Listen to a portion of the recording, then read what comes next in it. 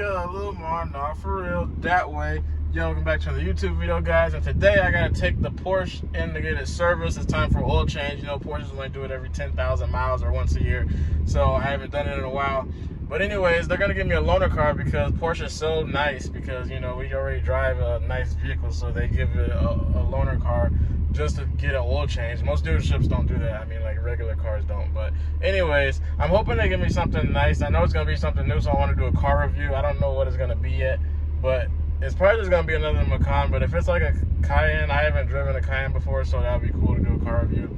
But hopefully it's like actually brand new, like a 2024, 2025, so that it can actually be like a cool car review. But either way, I don't know yet, so we'll see when we get there. And yeah, I'll bring you guys along for that, because this one, I don't know if you guys know, but this is a 2015, so I'm pretty outdated, and they're probably going to try to even sell me a new car, but that's not happening because I already got the Tesla. But anyways, yeah, that's it for now. I'll see you when I get there. Okay, guys, I'm pulling in here now. This is the Porsche dealership here in Salt Lake City. And I'm hoping they give me, I would like to actually drive I saw the electric one on the other side. It would be cool to drive one of the electric Macans, but I could ask them for that since I have a charger at home. So I don't know, but I just got to do whatever they give me. So yeah, they're about to open the doors, and I'll bring you guys when I get the loaner car. Okay, guys, so they did end up putting me in a, as you see right there, 2025 Macan. Now this thing is like entirely slow though, because like I just pulling out of the dealership, even with sport mode on, it was, and it doesn't even have like the dials like the other Porsches. I don't know which ones have the dials on the steering wheel for like the Sport and the Sport Plus, but this one does not have it. But like the 2.0 is like the base model, so I'm not really surprised. But I do love the button, not like, instead of the buttons, they got it all a screen pad instead. They did that starting like with the 2021s, I think. So that is something that I really like. And definitely the touchscreen, because mine is not like touchscreen in mine. But other than that, like, I mean, I already know like it's extremely slow. It has adaptive cruise control, of course, what 2025 car doesn't. Let me go outside and give you guys an exterior tour of the car. One thing that I hate about Porsches is there's no ambient lighting. Like, that was one thing why I almost bought a Mercedes, is because Mercedes ambient lighting is just so awesome. But Porsche still does not have no ambient lighting, even in the 2025s, which is kind of ridiculous. And also this, like I mean, of course it has CarPlay, but like the screen is just like, I don't know, just what's it called, is just so kind of basic. Like Mercedes is so much better, but I already knew that about Porsches. But anyways, yeah, it only has 5,000 miles on it. So of course, well, this one, I love the rims on this one. Like, I don't know if you guys noticed, but the rims on mine are like, well, actually they almost look the same, but I can tell like there's some sort of a difference. I just don't know what it is. And of course, the new ones have the light strip that goes all the way across. I think they started that in like 2018. It was either 2018 or 2019. Yeah, and as I mentioned, this is just a, actually, I just noticed this too right here. This is different from mine. It's like, mine is like just smooth all the way across, and this one is like, has a little design on it. I love that the headlights on it are so clean. I need to do like a headlight restoration on mine, because my headlights are just extremely dirty. Oh yeah, and the last thing that I want to show y'all is the, okay, I gotta make sure I don't show these numbers.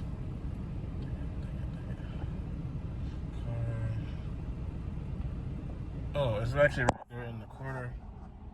It is the park assist. This thing has a camera, kind of like the Tesla, at the front, the rear, the sides, the panorama view, and even the top. So that's pretty cool. But it should have a dash cam, but I don't think it does. But luckily I bought mine because they got all my insurance information. So if this thing is any kind of scratch, I'm not trying to pay for it. So I'm gonna put all that in, and then I'll probably include some POV drives. Even though, like I said, this thing is so slow, but I'll just see if it can actually reach the top speed, right? I'm just kidding. Anyways, yeah. So yeah, like I said, this is just a full interior and exterior view tour of it, and I'll see you guys in a little bit. Once oh yeah, and I have to take the Tesla in for service tomorrow, so they're gonna give me a loaner car too. But I want to see if they'll give me like a Cybertruck or something. Do you think that Tesla will give me a Cybertruck tomorrow? No, they won't. No. Can we go to a gas station? Yeah, I have to go back to that. Maverick didn't have a. Okay, I gotta put my radar detector in, and I'll see you guys later. Okay, guys, my first impression of the 2025 Porsche Macan 2.0 is it's extremely slow. Like, look at this. Like, okay, I'm just gonna like floor it. What the heck? My foot is all the way to the floor, and it didn't even go anywhere. Dude, my car would already been at like 100 by now. This thing is so slow. People really pay, and the thing is, these things are like probably like 60 or 70,000 brand new. Like, who's gonna pay this kind of money for this when you can just get the 2015s? Because these only have like 200 horsepower. The Sport from 2015 has like 340 stock, so you're paying more for something brand new that has less horsepower. I don't get it. I think my favorite thing about it is that you can set the adaptive cruise control all the way to 100 miles an hour, which in the Tesla you can only set it to 95 miles an hour. So, I mean, of course it doesn't steer for you like the Tesla does, but at least like with the adaptive cruise control, because 100 is like most people's normal cruising speed, guys. So, I mean, I feel like that's really reasonable. And I think, see, we're coming to the truck right now. I don't know. I'm pretty sure it'll like stop all the way if they come to a complete stop like they are on that side. So, well, I mean, obviously, because it's adaptive cruise control, but yeah. Yeah.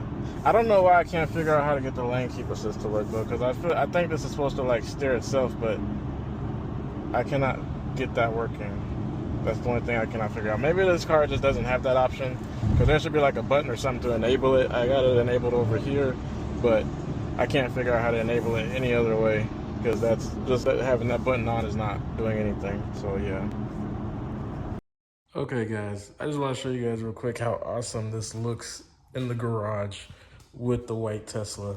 Like, especially like they're the same like black and white, because like the black up here and then the black spoiler and whatnot, and the black roof rack and the black door handles, black rims on each. I mean, they just match so well, bro. I should have a white Porsche to put in here with the white Tesla, but no, I got a blue one. I like my blue though. But another thing I want to show you guys was this actually illuminates down here.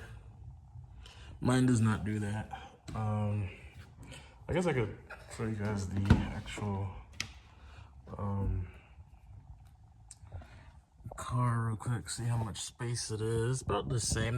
There's not really much that's changed about the Macan compared to mine, really, except for, like I said, the touchpad and the touch screen. Other than that, everything's pretty much standard, pretty much the same. It does have a little, you can't even see it because it's so dark, but there's like a Porsche logo right there, but it's like stitched inside the headrest. Let's see how much trunk space we have. Yeah, even the trunk is like very similar to mine. Not much really has changed with the trunk or the design in general. Oh, they did put a button up here. Mine only has the button to close it. This one you can close and lock it, so that's nice. But yeah, this thing matches so well with the Tesla. I had to definitely take some pictures of these together. Um, I just noticed this right here. It says, I don't know if you can see it right there. It has Porsche written into the headlight. So hard to see it from. See, you can see it from right there.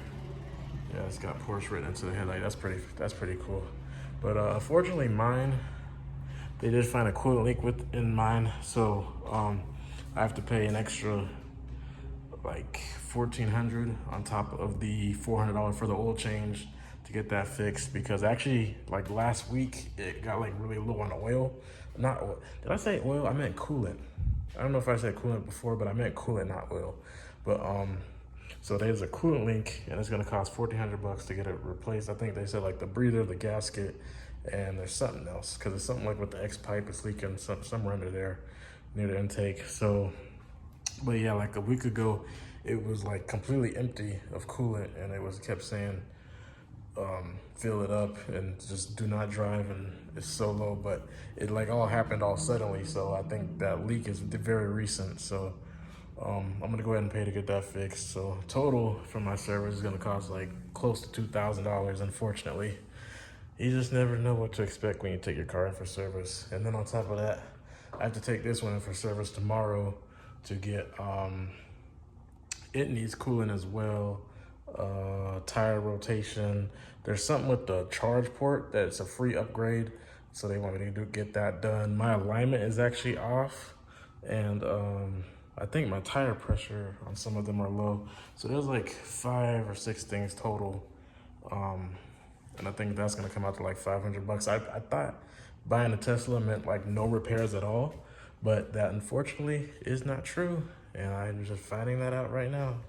And we'll see what else goes wrong with this car, but that's not relevant for this video. We just wanna talk about this Porsche. So right now I'm just waiting for mine to get done, and once I pick it up, I'll end the vlog and do all that stuff. But I mean, yeah, beautiful car, but like I said, not much has really changed about it. It's super slow, especially this model. I don't even know why they made a base. They should have just done like they did in 2015 and just start out with the Sport with 340 horsepower. This only has 260. I think they have like the Sport, the base, the Sport, and the GTS for this year.